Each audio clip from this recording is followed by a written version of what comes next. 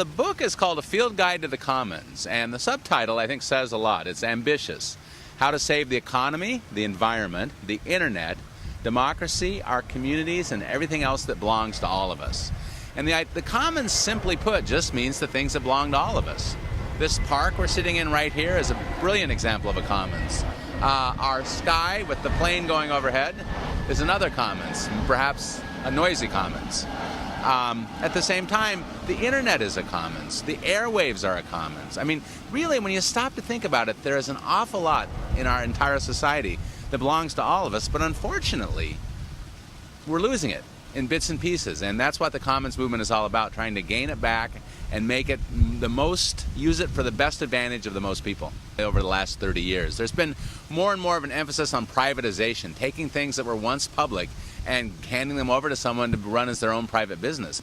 Robert Reich wrote a piece where he just talked about we're not going to solve our economic crisis until we really take on the idea of the commons. That we just simply, it can't just be putting more money in the hands of more people so they can go out and buy more stuff. That is not the definition of economic prosperity. The definition of economic prosperity is that there are things, that exist there for everybody to participate in. And that's what makes a strong society. That's what makes a prosperous society. There's certainly a lot of wonderful things can be accomplished in the private market, but at the same time, there's things that the private market doesn't do very well. And those things are better left to the commons. And the commons can mean both public sector control, or the commons can mean community control, can mean civic organizations. It's a big tent. Water is a great symbol of the commons. We have water right behind us here. We have the Mississippi River. We have 10,000 lakes in Minnesota. So water is very important. The streets are a commons. The sidewalks are a commons. Our parks, such as this, are a commons. Scientific knowledge is a commons. Do you know that most of the drugs that are on the market today that are, cost $100 a dose actually were invented with our tax money? And yet the patent goes to a private corporation and we pay through the arm, or sometimes we can't even afford it. We're involved in a project to sort of declare the Great Lakes a commons, that the Great Lakes belongs to everyone who lives around it. That includes also Native American communities. That includes poor people in cities like Chicago, Detroit, Cleveland, Buffalo, and get everybody to come together and say, what does it mean if we really declare this Great Lakes as ours? What are we going to do differently? And right now, people, I don't realize it, but the Great Lakes are under strong assault. There's a lot of energy exploration going along the Great Lakes that involves fracking, which is really just kind of smashing down the bedrock around the lake. And also, it's very, very wasteful. They use a lot of water to do that. And we're actually drawing the Great Lakes down right now. And the Great Lakes is a treasure. It's a world treasure. Something like 20% of all the world's fresh surface water is in the Great Lakes. And we are so honored, we are so lucky to live by it here in Minnesota and all through the middle part of the country. And we really need to protect it. We need to take that seventh generation idea the Native Americans use. Every decision we make about the Great Lakes needs to how it's going to affect our great-great-great-great-grandchildren. Winona LaDuke did a fabulous essay for us, looking at just how Native peoples around the world have been living the commons for a long time.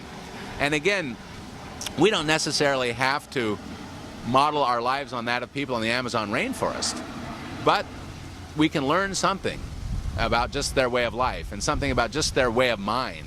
That's how most human beings lived for most of human history.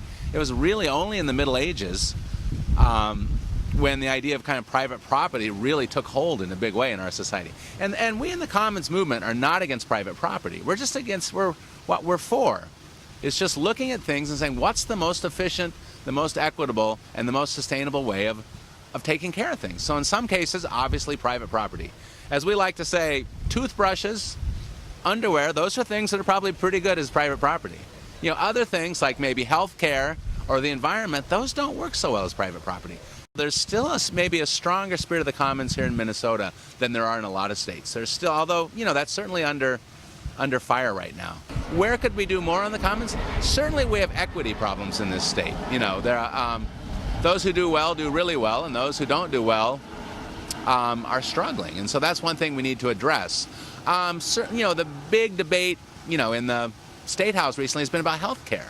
Now, obviously, in any society that has a sense of the common good, no one should be denied health care or health insurance or medical treatments on the basis of how much money they have. We have kind of three legs to the stool on the commons.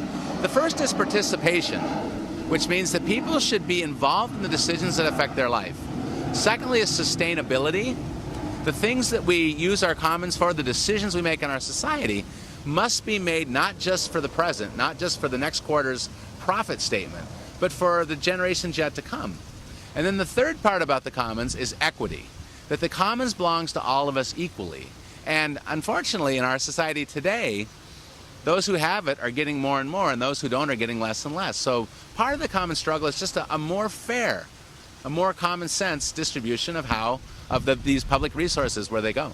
The great thing about the commons is that it's more than the sum of the parts. I mean, the person that's working on affordable housing in St. Paul is working on the commons.